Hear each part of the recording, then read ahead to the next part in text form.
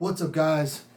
It's your boy Tyler, and you're watching Garage Goons, the most trash show on YouTube. And today I want to do something a little different. I talk about fighting a lot. I talk about,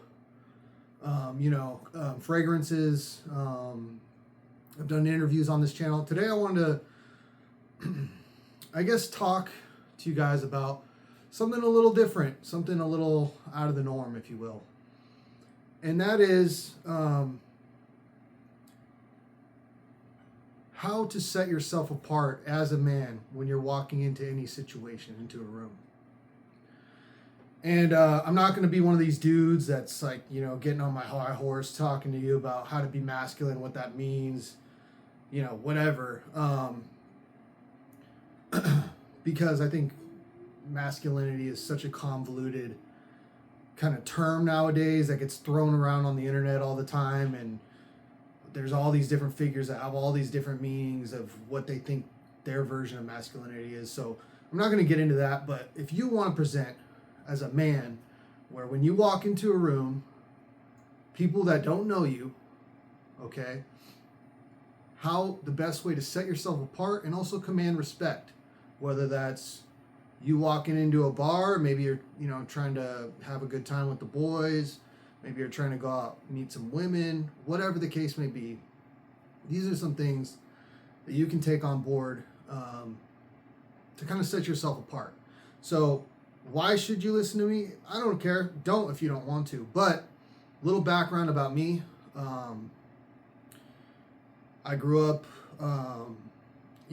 struggling, educationally. I was a special ed student, had a lot of problems growing up, personal problems, and things didn't come natural to me necessarily in any aspect, socially, scholastically, educationally, whatever you want to say, and now, I have a house that I bought in 2019. It's it's basically worth $750,000, and I spent a little over $500,000 at the time, so it's appreciated in value. I have a job that pays right around six figures. Some years I get over six figures, some years it's slightly under. But I have a great job. I have a wife. I have a child. I've accomplished a lot. I'm not trying to sit here and toot my own horn, but I really am proud of myself and how far I've come. So here are some things I've learned along the way, and some tricks and tips that can help you out, and not change anything about who you are, but just maybe give you a leg up in certain situations. The first thing, and I need to work on, this is the number one thing I need to work on, and that's going to be posture, okay? When you walk into any room, shoulders back, head back, chin up. First of all, you're going to present as a bigger person, like physically bigger. It's going to make you look taller than slouching. Secondly, it just exudes confidence. When you see a guy walking out with his chest out, shoulders back, chin up, it just gives you an aura that make people want to take you seriously, make people want to respect you, make people want to fucking get to know what's up with that guy. Why he seems so confident? He seems like he's got swag. You know what I mean? That's step one. Anyone can do it. It's free. You know what I mean? If you're a sloucher like me, and I'm constantly having to remind myself, shoulders back, chin up. You know what I mean? It can definitely be worked on. You know what I mean?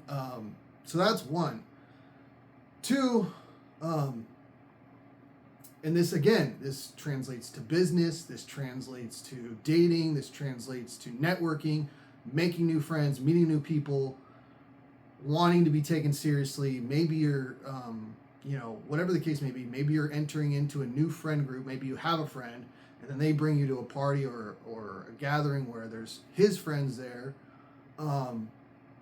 and you want to present well, right? Like you want to come off as, a stand-up good dude. The second thing you can do, okay, is get yourself a wristwatch, okay? And not an Apple Watch. And no hate to Apple Watches, or if you guys are into Samsung watches, whatever, any kind of smartwatch. or like a Fitbit, that's cool, man. That's fine for the gym. That's fine for your going on a hike. That's fine for your going out, you're on vacation. You just need something that's going to tell the time, and you don't want to be looking at your phone. And, you know, you're not worried about it slamming into the corner of a wall. But there's something to be said about when you come out with a nice wristwatch, okay? And when I say nice, I don't mean break the bank, fellas. I don't mean go into debt. Never take on debt. Listen, Mr. Wonderful, one of my favorite guys to watch on TV on Shark Tank, always says this, and he's got cool watch videos. He's big into watches. Never take on debt to get a watch. Buy what you can afford, okay? And start from there, and then you'll be surprised how maybe years later your watch collection will evolve, and you'll make memories with your watches. So even if you don't think value-wise from a monetary standpoint, years later, that watch is meaningful, you'll have memories with it, and it'll symbolize something to you. You know what I mean? So you can go ahead and get a nice wristwatch for under $100. Like they're out there. Citizen makes some really nice watches that present really well for right around the $100 mark, maybe a little under. Fossil, Timex. There's some really solid pieces. I would say get something analog, and get something with a nice face. Okay, you don't need to spend hundreds and hundreds of dollars on a watch, although this watch right here, I just did a video on. This one's, you know, just under 600.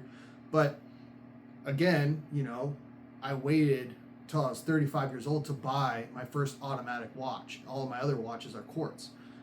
People just tend to take you seriously. A watch says to people, this guy has people to see, places to be, things to do. He's about his business. He needs the time on his wrist, and he doesn't want to be looking at his phone every 5 seconds to see the time. And he's intelligent. It doesn't mean you're smart, but there's something that goes along with an analog watch. If you can tell time off an analog watch, and that's how you prefer to tell time, people start to take you seriously and start to put you in other better categories of human. It's just, in my opinion, a fact. Okay? And again, don't go into debt doing this. Get what you can afford, save up for it, make sure it's one you really like. Don't get a watch that you think other people are going to like, necessarily. Get something that you think is going to be cool, because at the end of the day, it's your style. It's your essence, your aura, as the kids say. It's your swag, bro. Like, walk in with something that represents you, and now you're the trendsetter. Now all of a sudden, all your friends are starting to cop watches because they see how cool it is when you wear it, and you're rocking a watch, and people take you seriously. Adults take you more seriously for sure if you're a younger dude. Okay.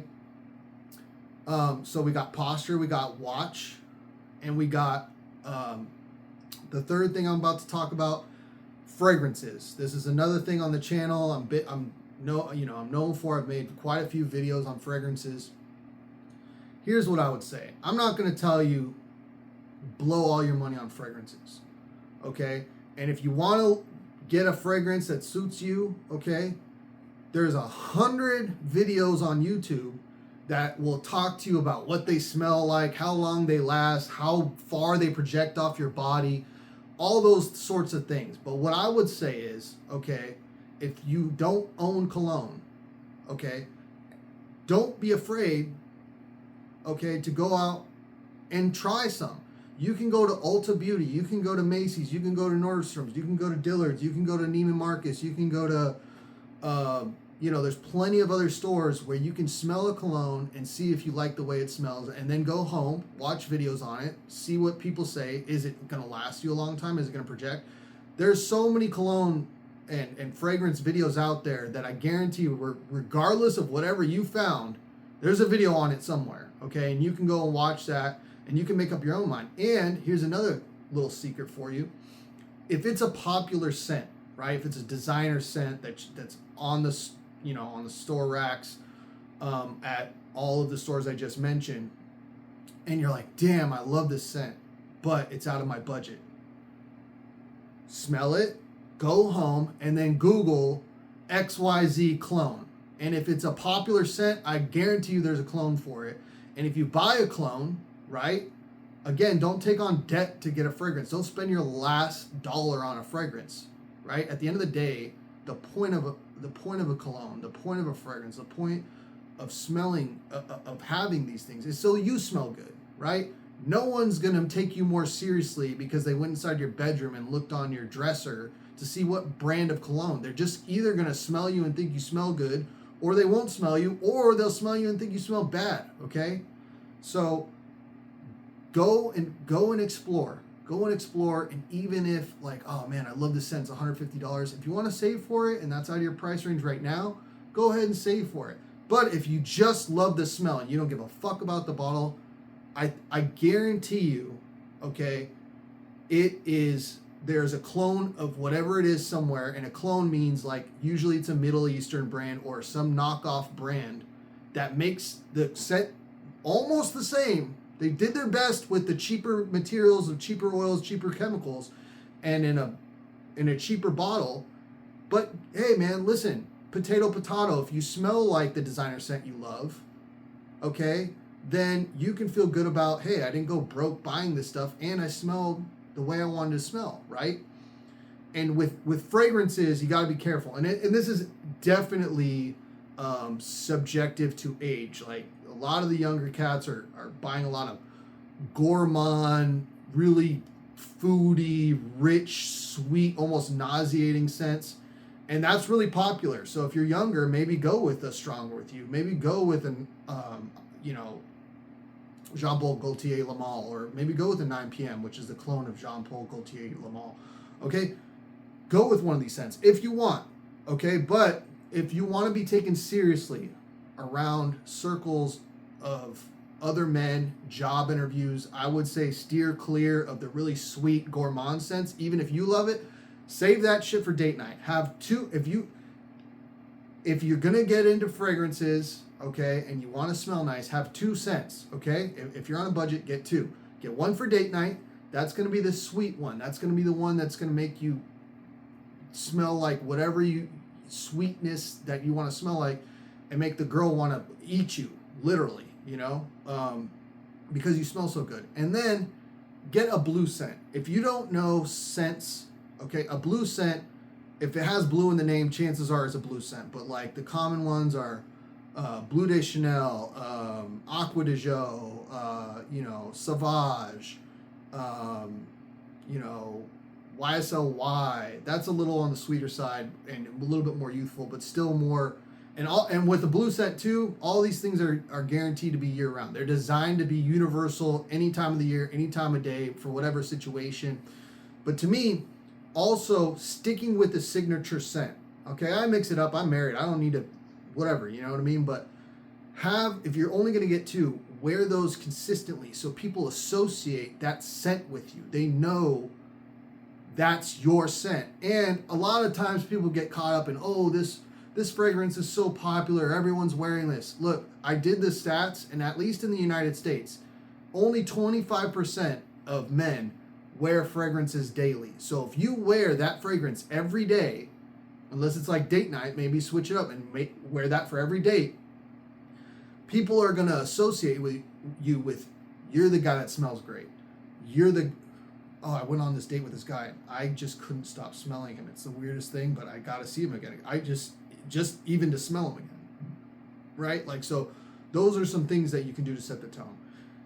The last thing I'm going to tell you, and again, this isn't about spending money, guys, personal hygiene. And that comes all the way down from your clothes, okay, to your actual body and skin, okay? Fragrances and watches aren't going to mean shit if you smell like shit and you're sweaty and you're nasty and you have, maybe you have like, some people can control, their acne and stuff like that. But take showers daily, okay? Don't talk yourself out of taking a shower at least once a day, okay? So that way, no matter where you are, no matter who you're with, unless you're at the gym, because that's the whole point, is to get sweaty and maybe even smell bad, okay? Take a shower right after. Be the guy that's known for being clean. There's nothing wrong or feminine or lame about smelling clean, okay? I know there's like a lot of shit out there on pheromones and smelling, but I promise you, bro, like it's like fragrances are always gonna fragrances and soap and being clean is always gonna get you further than that one chick that just loves the way dudes smell when they're sweaty. Like almost everyone loves good smelling things. Only a few people like things that smell kind of rank. You know what I mean? So that's a dicey game. Don't fall into that whole thing where, oh, you know, let her smell my pheromones. Let me have a nice little glaze to me, bro. If you can avoid being sweaty and filthy and a little sucio, then avoid it. Okay. Bathe yourself. Get in your pits and your bits and all your cracks and crevices, and your feet too. Wash your feet, guys, because I promise you, if you're doing the trickle down effect in the shower where you think, oh, the soap runs down and runs over my feet, it's not getting on the bottom of your feet. It's not getting in between your toes.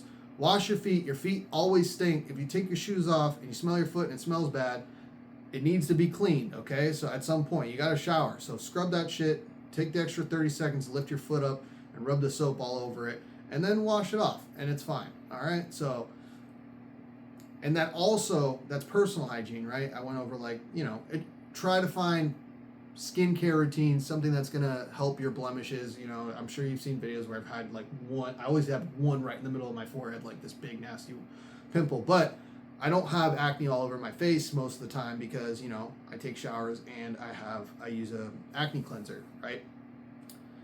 And that also goes to your clothes. Don't wear the same thing 2 days in a row. I know it's tempting.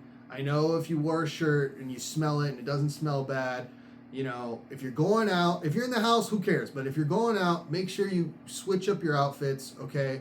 Make sure you're not wearing the same jeans all week long, okay? And, come with a clean outfit. Come with a clean shirt, a clean whatever. And that's going to present in any scenario, okay, this guy takes care of himself, his clothes are fresh, and I don't mean fresh like you're wearing designer everything. That shit's overrated. Don't spend money on designer clothes. That's bullshit anyway. That's for people that are just trying to flex, and flexing is lame. You should have your own sauce, and you can have your own sauce by having a nice watch, smelling nice, having good posture, presenting yourself well, and cleaning yourself, taking care of yourself. And also, project. Speak with projection. Speak with your chest. Okay? Don't talk like this. Don't be all meek and feeble. That's going to give off weakness. Okay? If you speak loudly, not like a crazy person, not yelling on the corner, you know what I mean? Like those homeless dudes on PCP. Not like that, but project. A little bit loud, maybe a little bit louder than everyone else. Don't yell over people, but have some boom in your voice, okay? Project your voice out. Even if you don't have like the deepest of voices, a loud voice will let people know, and not obnoxiously loud, but like I'm talking to you right now. Do you feel like I'm yelling at you? No. This is how you should talk, okay? The camera right now is about 5.5, 6 feet away, okay? And you can hear me just fine, all right? The purpose of that is so that other people might be able to hear you and engage in conversation. You'll draw people in. People will be paying attention to what you're saying, how you're saying it, your posture, and all of a sudden they hear this voice that has a little bit more bass in it, and now heads are turning, women and men, right? What's going on over there? Who's speaking so loudly? Who's this guy with all this confidence? Oh, look, he's got a watch. Oh, look, I'm within 3 feet of him. Oh, look, he smells nice. Oh, look, he takes care of himself. You know? And then the absolute last thing is, guys, don't cut your own hair. Don't let your dad do it. Don't let your mom do it.